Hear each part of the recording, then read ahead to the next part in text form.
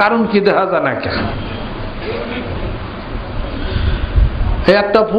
একটা পুঁটি মাছ যখন পুঁটির পোনা যখন থাকে তখন পুকুরের কিনার দেয় হ্যাঁ ফাল পারে না। এই পুঁটির পোনাটা যখন বড় পুঁটি হয় যখন তখন কি কিনারে আয় না মধ্যে যায়? এই ছোট ছোট নোরা মাছ এই নলা মাছের পোনা এই কিনার দেয় সে ঘুরে। এইটা যখন বড় রুই মাছ হয় হ্যাঁ কি কিনারে ঘুরে না গভীরে যায়? ওই রকম সাধারণত ওই ধরনের কিছু স্তর আছে। এগুলা প্রথম সবক জিকির নিয়ে যারা ড্রিল করেন হারা হয়তো এগুলা অনেক সময় খেয়াল হবে না। বাকারি স্তরে যারা যাবে উপর লেভেলে যায় যারা এটা ধ্যান খেলে যারা হয় হ্যাঁ গো এটা হারা বুঝবে না। আল্লাহ পাক যেন কবুল করে নেন। ওই যে একটা কথা শুনছিলেন না বহু আগে, ওই নূর মোহাম্মদ চাচাজান বলছিলেন যে তার আগে আব্বা একদিন বলছিলেন যে ছবি কথা কয়। এ কথা তো সত্য, কথা তো ঠিক, এটা কথা হলো এটা ঠিক। ছবি কথা কয় এ কথা হলো ঠিক। কথাগুলো খুবই একটা হিসাব পত্রের কথা। এটা মানুষ রুহানি মানুষ যে স্বপ্নে দেখেন না আপনারা, তো স্বপ্নে যে দেখেন সত্য স্বপ্ন দেখেন, এটার নাম কি? রুইয়া সলেহা। রুইয়া সলেহা সম্পর্কে বুখারী শরীফের মধ্যে আছে, কিতাবুল ওহীর মধ্যে, যে প্রথম যখন ওহী নাজিল হইতো তখন আল্লাহ রাসূল সাল্লাল্লাহু আলাইহি সাল্লাম সত্য স্বপ্নের মাধ্যমে ওহীটা নাজিল হইতো। যে মিসলা ফালাকুস সুবহে, যেমন সত্য প্রভাত যেভাবে প্রকাশিত হয়ে পড়ে আল্লাহ রাসূল সাল্লাল্লাহু আলাইহি ওয়াসাল্লাম যা দেখতেন সকালে তাই প্রমাণিত হয়ে যেত। কাইফা কানা বাদু ওহিয়া ইলা রাসূলিল্লাহি সাল্লাল্লাহু আলাইহি ওয়াসাল্লাম, আল্লাহ রাসূল সাল্লাল্লাহু আলাইহি ওয়াসাল্লামের প্রতি ওহী নাজিল হওয়ার প্রারম্ভিকতা, তার প্রাথমিকভাবে ওহী কিভাবে নাজিল হইতো তার ধারা বর্ণনার ক্ষেত্রে ইমাম বুখারী রাহমাতুল্লাহ এইভাবে বর্ণনা করেন। তো মুমিনের স্বপ্ন যেটা সত্য স্বপ্ন, স্বপ্নে যা দেখে কি না, দেখার শব্দ আছে, স্বপ্নে দেখে। কেমনে দেখছে? স্বপ্নে দেখছে। স্বপ্নে কি দেখছে? বেহেশত দেখছে, জাহান্নাম দেখছে, নামাজ পড়তে গেছে, পড়তে পারেন নাই, চারতলা দালান থেকে ফসকা পড়ে গেছে, এগুলো সব স্বপ্নে দেখছে কিনা কন? এইটা হলো মানুষ স্বপ্নে তার কলবের চক্ষু দিয়া, অন্তরের কলবের চক্ষু দিয়াই সে স্বপ্নে কিন্তু দেখছে। তার আমল ভালো আমলের কারণে অন্তরের চক্ষু দিয়াই স্বপ্নে সে জান্নাত দেখছে। যেরকম সুবহানাল্লাহ, জান্নাতে গেছে, দেখছে। এই মানুষটাই জাগ্রত অবস্থায় তার কলবের শক্তি পাওয়ার যদি আরো বাড়তি হইতো, আরো প্রচন্ড গতি যদি তার কলবের মধ্যে আসতো, তাহলে জাগ্রত অবস্থায় এই মানুষটা রুহের জগতে, জাগ্রত অবস্থায় রুহের জগতে সে দেখতে পাইতো। যেরকম সুবহানাল্লাহ, তার দলিল আছে না নাই? তিরমিজি শরীফের মধ্যে আল্লাহর নবী ইরশাদ করতেছেন, ইত্তাকু ফিরাসাতাল মুমিন ফাইন্নাহু ইয়ানজুরু বিনুরিল্লাহ। মুমিনের অন্তর্দৃষ্টি, কলবের দৃষ্টি, দূরদৃষ্টি, স্বরূপের দৃষ্টিকে তোমরা ভয় করো। একজন মুমিন ব্যক্তি তার কলবের এই দৃষ্টির মাধ্যমে আল্লাহর নূর দ্বারা দেখতে পায়। জোরে কোন সুবহানাল্লাহ। স্বপ্নের কথা বলা হয় না এখানে, স্বপ্নের কথা উল্লেখই করা হয় না, জাগ্রত অবস্থায় দেখে।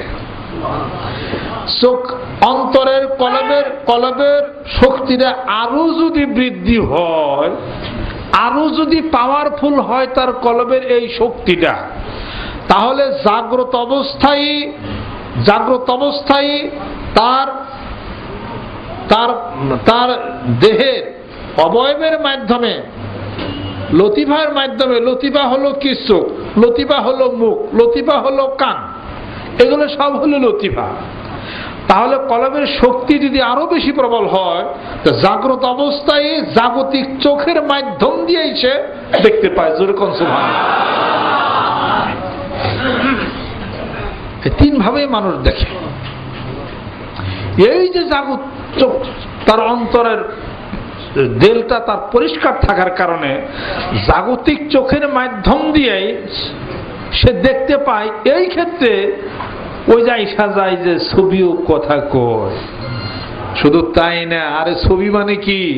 গাছের এই প্রতিকৃতি, গাছের এই ছবি, নদীর এই কুলকুল ধ্বনি এবং বাতাসের এই সনসন শব্দ, এই শব্দগুলি কি এগুলো তার কানে ভাসবে এবং গাছের পাতায় পাতায় আল্লাহ লেখা আসমানে তাকাইলে দেখা যাবে।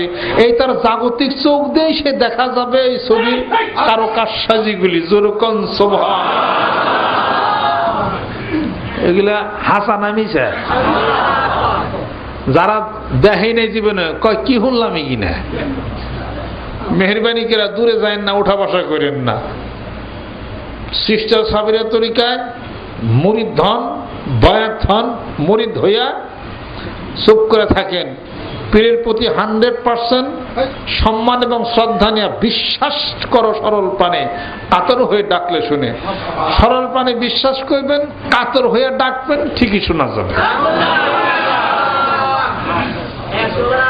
যিনি আল্লাহ এবং আল্লাহ পাওয়ার রাস্তার মাধ্যম, যিনি অভিষ্ট লক্ষ্যে পৌঁছানোর মাধ্যম, যিনি, তার প্রতি শতভাগ সম্মান এবং শ্রদ্ধা নিয়ে বায়াত মুরিদ হইয়া নিয়মতান্ত্রিকতার সাথে সাধনা চালিয়ে যান, অবশ্যই ধরা পড়বে।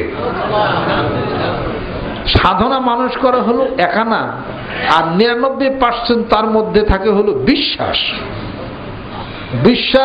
বিশ্বাস না থাকলে এটা হয় না। বিশ্বাস ভক্তি থাকিলে মুক্তি।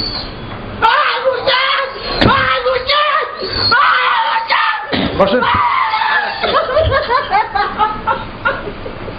বসেন। খুব বেশি সময় এটা লাগবে না। আর সাধনার মধ্যে যে সাধনা আপনি চালিয়ে যাবেন, এই সাধনায় সিদ্ধি লাভের জন্য পূর্ব শর্ত হলো কয়টা? 3টা। আর 4 বছর ধরে এই পেশাল পারতেছে, তার মানুষের মন থাকে না। সাধনায় সিদ্ধি লাভের জন্য পূর্ব শর্ত হলো 3টা। একটা হলো ডিসিপ্লিন, নিয়মানুবর্তিতা। ডিসিপ্লিন যদি না থাকে তাহলে পরে এটা তো হবে না। এটা ডিসিপ্লিন থাকতে হবে, নিয়মানুবর্তিতা থাকতে হবে। আজকে সাধনা করলাম, জিকির করলাম, 7 দিন খবর নাই, তাহলে তো হবে না এটা। আরেকটা হলো টিনাসিটি। টিনাসিটি মানে কারেন্ট গেছে না জেনারেটর? টিনাসিটি মানে হলো লেগে থাকতে হবে। আরে লাইগা রইছি তো রইছি, এক জায়গায় বহুদিন থাকলে বেন্না গাছও সার হয়। যেরকম সুবহানাল্লাহ।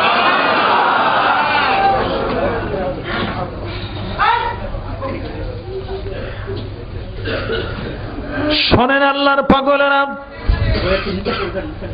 আল্লাহর আশিকেরা, আল্লাহর বান্দারা, একটু খেয়াল করে শোনেন। লেগে থাকতে হবে, ছাড়া যাবে না। ধরছি তো ধরছি, কি আছে তা জেনে নিতে হবে, বুঝে নিতে হবে, বিশ্বাস করতে হবে। পানির মধ্যে আপনি যদি গলা পর্যন্ত যদি একটা পানির মধ্যে যদি আপনি নিজেকে ডুবাইয়া যদি রাখেন, ওইখানে যদি যুগ থাকে তাহলে যুগে মানুষকে ধরে। জোরে কোন ঠিক কিনা? তারপরে যদি আপনি বুঝে যান যুগে আপনাকে ধরেছে,